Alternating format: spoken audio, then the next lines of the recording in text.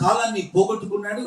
అతని హృదయంలో తన ప్రజల పట్ల భారం ఉంది గనుక 40 సంవత్సరాలు ఎదురు చూసైనా సరే యెహోవా తిరిగి మోషేకే దర్శనం ఇచ్చాడు. ఆమె ఓ వైపున దేవుని పట్ల పరిచర్య పట్ల భారం కలిగి ఉండి కూడా సొంత గొర్రెల వెంట తిరుగుతున్న నీతో ఆయన మాట్లాడుతున్నాడు. ఆమె నువ్వు కాలయాపన చేస్తున్నావు కానీ దేవుని పిలుపు నువ్వు తప్పించుకోలేవు. స్తోత్రం చెప్పండి. ఖచ్చితంగా నువ్వు వాడబడాల్సిందే. నీతోనే మాట్లాడుతున్నాడు ఆయన. హల్లెలూయా. ఒక దర్శనం కలిగింది. ఆ దర్శనంలో పొద మండుతూ ఉంది. పొదలో అగ్ని కనబడి మండుతూ ఉంది. అయితే ఆ పొద కాలి బూడిదగా మారిపోలేదు.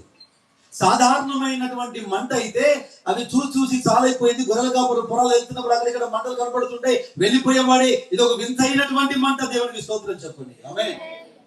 ఆదిమ సంఘములో అపోస్తలుల తల మీద అగ్ని 4 వలె విభాగించబడింది కానీ ఎవరిని దహించలేదు. అది వారి తల వెంట్రుకలు కాలేదు. అగ్ని మాత్రం కనబడుతుంది. ఏంటి వింత? ఇది వింతైనటువంటి అగ్ని. ఇది ఉజ్జీవాన్ని రగిలించినటువంటి అగ్ని. ఇది పరిశుద్ధాత్మ అగ్ని. ఇది పిలుపు కలిగిన వాణ్ణి, దర్శనం కలిగిన వాణ్ణి తన వైపుకు ఆకర్షిస్తున్నటువంటి ప్రత్యేకమైనటువంటి అగ్ని ఇది. హల్లెలూయా.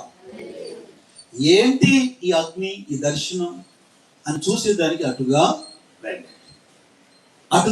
వెళ్ళగా ఈ మాటను అపోస్తల కార్యాల్లో చక్కగా రాశారు. 7వ అధ్యాయం అనుకుంటుంది సార్. అపోస్తల కార్యం 7వ అధ్యాయంలో ఈ దర్శనానికి మంచి వివరణ అంటే ఒక బోర్డు రాశారు. 31వ వచనం చదవండి. Acts chapter 7 verse 31. మోసే చూచి ఆ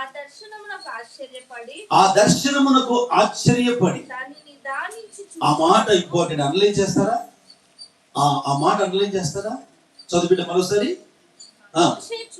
మోసే చూశాడు ఆ దర్శనాన్ని. ఆ దర్శనానికి ఆశ్చర్యపడ్డాడు. ఇది చాలా ప్రాముఖ్యమైన విషయం.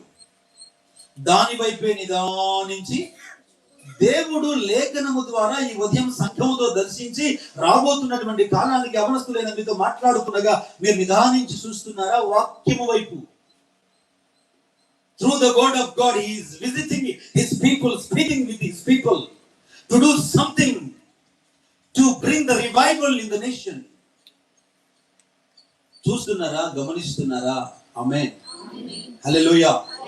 నాతోనే మాట్లాడుతున్నాను. నేను నా దేవునికి, దేశానికి అవసరమై ఉన్నాను. నా ద్వారా గొప్ప ఉద్యమం రాబోతుందని గమనిస్తున్నావా? ఎదురు చూస్తున్నావా? కనిపెడుతున్నావా? That is you.